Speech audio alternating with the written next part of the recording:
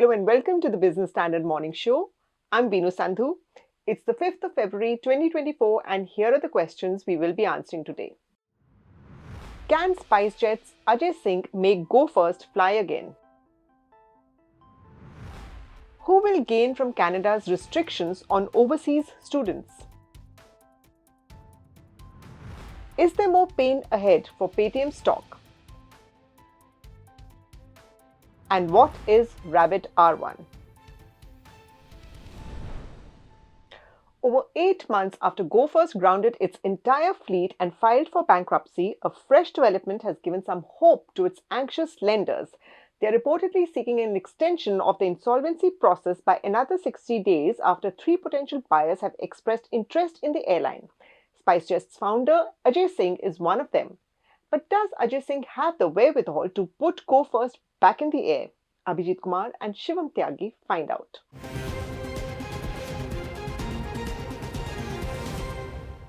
On the 3rd of May 2023, Go First surprised its flyers by cancelling all its flights. While the flyers moved on, its lenders have been living between hope and despair since then. Several potential buyers, including Naveen Jindal, have withdrawn their bid in the last 8 months. Jindal Power was the only company whose expression of interest to take over Go First was accepted by the Committee of Creditors. After the acceptance of the expression of interest, which gave Jindal Power access to the airline's crucial data containing liabilities, route profile, etc., the company decided against pursuing the deal. SpiceJet too had shown interest in the Wadia Group promoted company in December last year, with an aim to establish a robust airline, potentially through a combined entity. But it wasn't followed through. And now, SpiceJet promoter Ajay Singh has thrown his hat in the ring. 2 other entities, Sharjah-based aviation company SkyOne and BusyBee, too have expressed interest. They have submitted a bank guarantee of Rs 5 crore along with a formal expression of interest. After this, the creditors are reportedly planning to move NCLT to extend the insolvency process by another 60 days.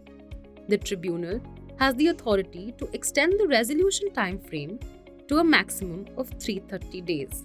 But what after this?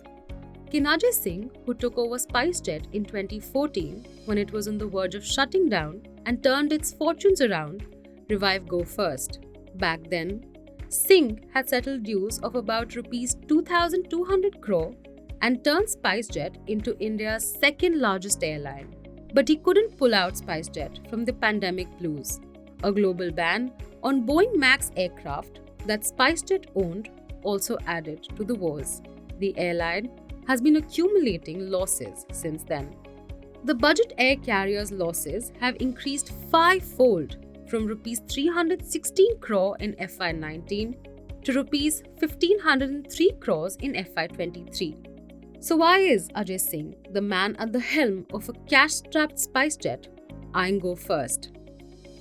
I think Ajay Singh would be in the best position to answer because they haven't put in public domain as to what makes SpiceJet bid for Go First when SpiceJet itself has been struggling for funds, number one. Number two, as at loggerheads with the aircraft lessors themselves. What is there in Go First that one can really get at this stage? Most of the employees who matter, pilots, cabin crew, have quit the company. The aircraft is under litigation by lessors who have not been paid their dues for quite some time. So what is it in Go First that SpiceJet wants to get? It's a simple case of maths that 2 weak airlines cannot make a strong airline. And the public perception of SpiceJet has gone down dramatically from the time when it commanded 14-15% of the domestic market share to now when it commands only 5% market share. What is it trying to do or get from Go First? It defies logic and we do not know about it, nor can we hazard a guess about it. However, some aviation experts believe that Singh might be eyeing Go First as a strategic move to bolster SpiceJet's position in the market. SpiceJet has a fleet of 91 aircraft. So, will the acquisition of Go First provide SpiceJet access to a larger market share, a more extensive fleet, and routes that complement its existing network? Typically, when airlines take over another airline, it's either to achieve scale in operations, but in here the challenge is that none of the aircrafts are owned by Go Air. The aircraft have been on ground for a long time. The engines are not on the aircraft. The engines are in the shop. Uh, and those engines would still need to undergo maintenance. The aircraft will need to undergo maintenance before return to service. It's a different aircraft type completely from SpiceJet. So there is no scale benefit that is going to come from such kind of a transaction. They are operating within the same market, which is the Indian domestic market. International routes, yeah, both of them have the same kind of eligibility in terms of international sectors. So yeah, I mean, it does not make any logical sense for such a transaction. All the more it raises questions because I mean, SpiceJet also owes money to a lot of lessors and vendors, and there is going to be a question. I mean, if this thing really goes forward, that if the capital is available, these are the vendors who would want to be paid first, rather than that money going into an takeovers. Clearly, challenges loom large on the horizon. Go First too has a huge debt. It owes creditors more than Rs 6,200 crores. Major lenders include Central Bank of India, Bank of Baroda, and IDBI with Rs 1,934 crore, Rs 1,744 crore, and Rs 75 crore of admitted claims. SpiceJet did announce that they are having equity infusion, strategic investments, but it would I mean, typically I'm not sure whether any board would approve, or the investors would approve that capital to go towards an M&A activity, rather than going into restructuring the airline itself and bringing it better out. So I think he just needs to focus on getting Spice back on track first. And if at all this acquisition really happens, will it help both these airlines overcome their individual challenges? If they do acquire Go First, lenders agree to it. Question is, at what value? Does SpiceJet or Ajay Singh as a promoter have the resources to pay for it? Let it not be a repetition of Jet Airways. NCLT gave it to a new promoter.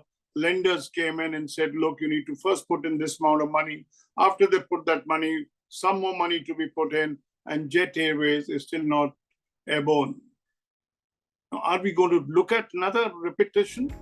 Ajay Singh has been known as a turnaround master in India's aviation industry. But right now, most experts believe that it's SpiceJet which needs his full attention. At the same time, Indian skies, which are staring at a duopoly, clearly need new players, which will benefit flyers.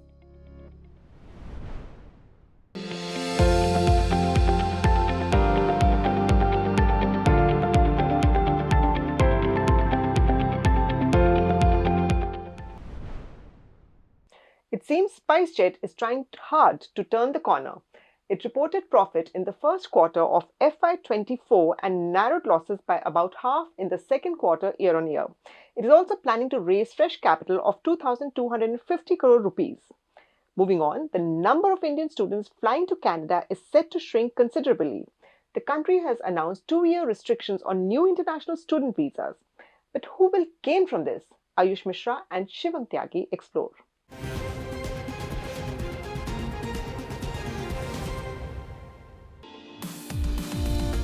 The province of British Columbia in Canada has recently declared suspension on the approval of new colleges that want to admit international students. This is for the next 2 years until February 2026. Notably, British Columbia is home to a large Indian student community. This comes a week after the Immigration, Refugees and Citizenship Canada, or the IRCC, introduced a temporary limit on study visas of international students. On the 22nd of January, Canada implemented a new policy capping study permits at around 360,000 for 2024, a 35% decrease from the previous year. The 2025 study permit quota will be announced later this year. This change, however, doesn't affect current permit holders, renewals, or individuals pursuing master's and doctoral degrees.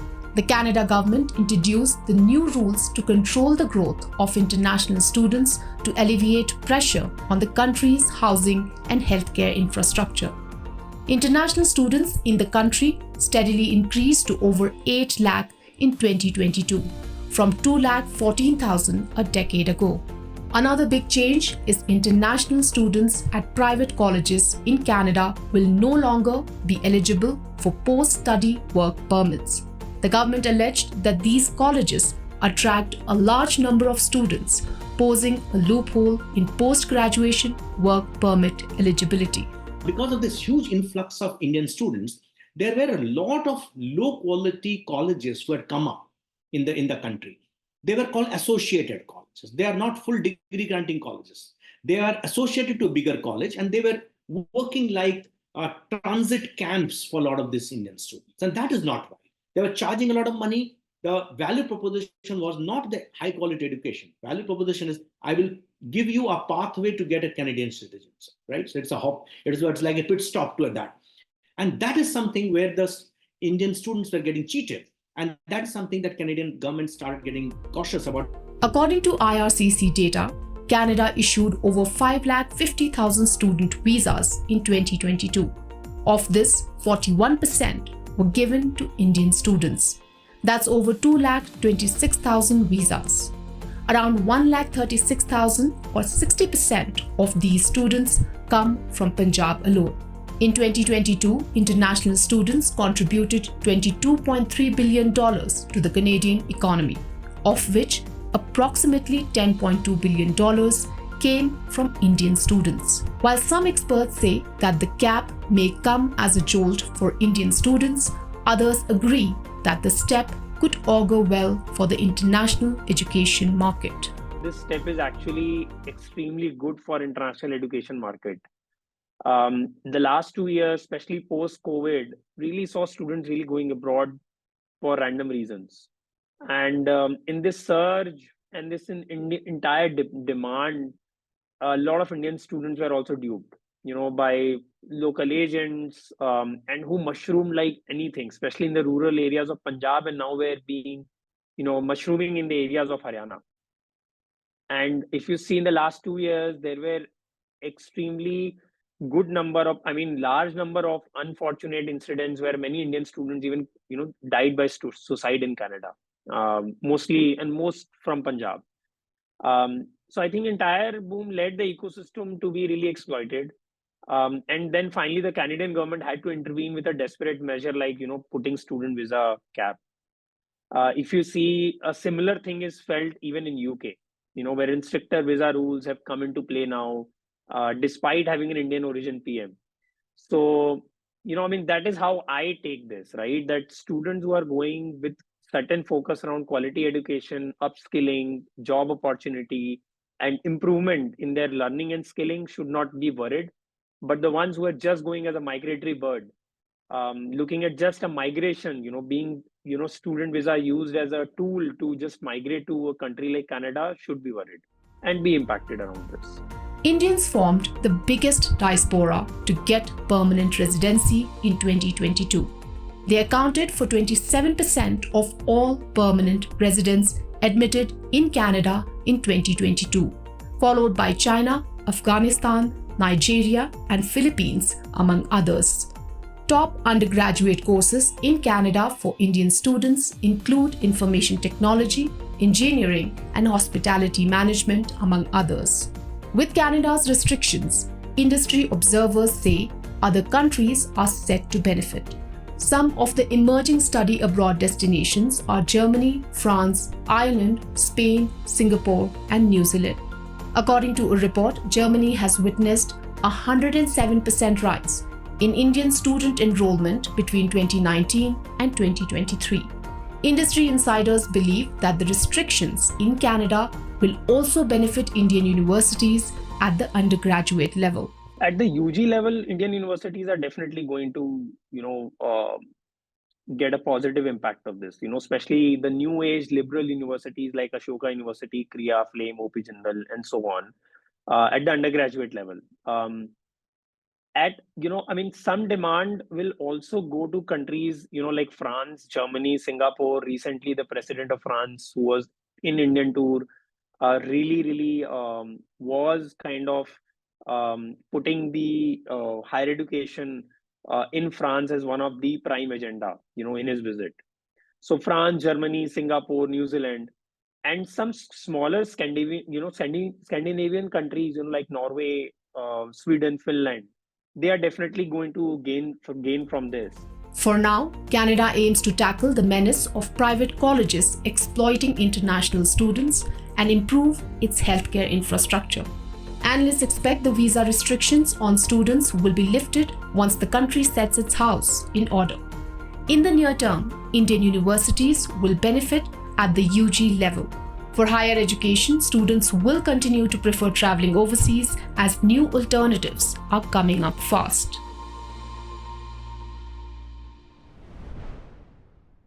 The United States, meanwhile, remained the top choice for Indian students.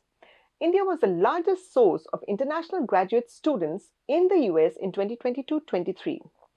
Let us now move on to financial markets. Paytm is in a slump, having been locked in the 20% upper circuit for 2 straight days since the RBI has mandated it to halt nearly all banking services of its payments bank unit.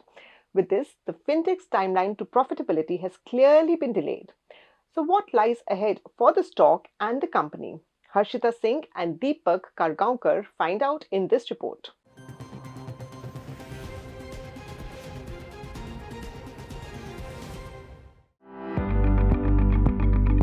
Shares of 197 Communications, parent of fintech giant Paytm, have slumped 40% in 2 days, erasing over $2 billion in market value.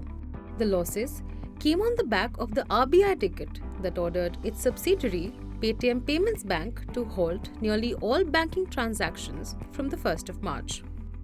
Paytm Payments Bank is a key banking partner for Paytm and houses all of its 330 million wallet accounts and some 150 million plus UPI users. The payment bank also has a 17% market share in FASTag toll payments. It reportedly issued the third highest number of FASTags among issuer banks in November and December 2023. With the likely winding down of the wallet and FASTag business, analysts expect a material hit to Paytm's payment revenues, which make nearly half of its total revenue. Analysts at Jefferies estimate direct impact on wallets and payment to hit 20 to 30% of EBITDA. Lending business, which is 22% of Paytm's revenue and is separate from its payments bank, can also have a reputational impact of another 20 to 25% on overall EBITDA. The stock, analysts said, will remain weak ahead amid risks of foreign selling. The RBI strictures clearly point towards a corporate governance issue, and some FIs will surely pull out. Currently, the down circuit and volumes are not giving them the opportunity, but expect selling pressure to be there in the short to medium term. They had managed to get the narrative right in the recent months, which was also supported by the performance, so the stock did well in the last 1 year. But now with this RBI directive, the carefully recreated image of Paytm 2.0 has again taken a beating. This will have an effect on the earnings over the next few quarters, thus derailing the profitability projections. Those who can possibly hold for long term, I would suggest hold with an expectation that management will walk the talk. I think others who don't have a view beyond the next couple of months should actually look to book out whenever there is a bounce post opening of the circuit, which hopefully should be on Monday. JP Morgan, Jefferies, JM Financial and Motilal Oswal have downgraded Paytm and slashed the target prices down to up to 500 rupees. The stock, however, has already cracked below this level. Technically, it can fall towards the 430 rupees level before any possible rebound, suggests monthly charts. The stock will need to surpass and hold the 500 rupees mark firmly to counter the current downtrend, charts show. Paytm expects the RBI move to have a worst case impact of 300 to 500 crore rupees on its annual EBITDA. Notably, it closed FY23 with a negative annual EBITDA of 176 crore rupees on its books. Thus, the stock will remain under pressure in the medium term, while its plan of moving all user accounts from the payments bank to other banks will be eyed by investors. Today, on the 5th of February, equity markets will take cues from global peers and Q3 earnings of banking heavyweight State Bank of India.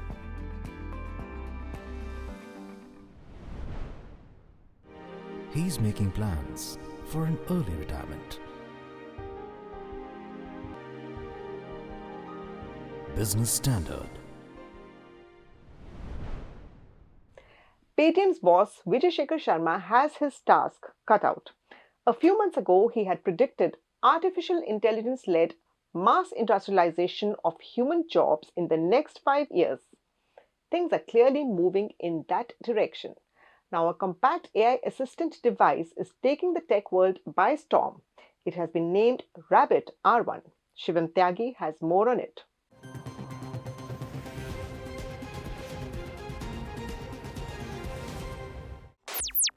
It's not even a month since Rabbit R1 made its debut and opened for pre-sales. But this pocket-sized mobile device is already a must-have among the early adopters of technology. It may not be the smartphone killer the world is waiting for, but this AI-powered device is designed to rescue you from the clutter of mobile apps. It's a standalone device that controls your smartphone apps using voice commands. It can do things like book rides, play your music, purchase groceries, send messages, and more, just like Alexa and Google Assistant. And the best part, your smartphone stays in your pocket the whole time. The R1 also has a training mode that allows you to instruct the device on a specific task. Once trained, it can then replicate the action in response to subsequent commands.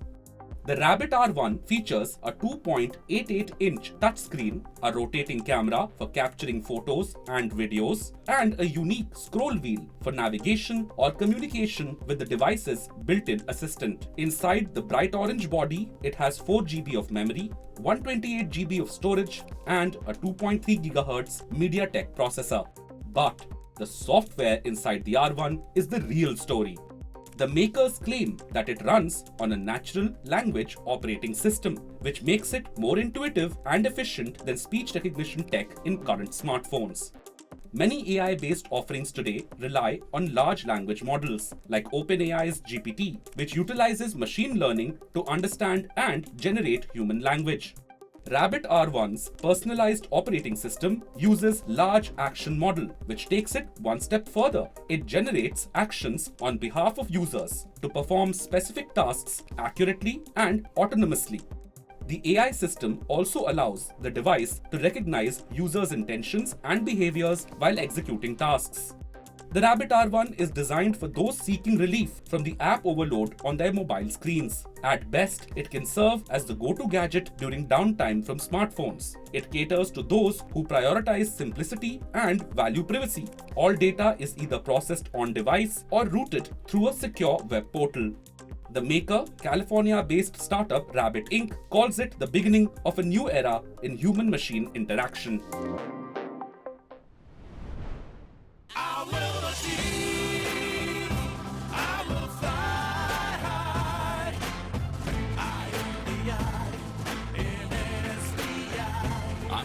The nation's trusted bank, SBI, the banker to every Indian. The good news is that Rabbit R1 is available in India. It can be bought from Rabbit website for $199 or approximately 14,500 rupees and without any subscription fee. Well, that's all for today. For more news and analysis, please log into our website business-standard.com. Thank you for watching.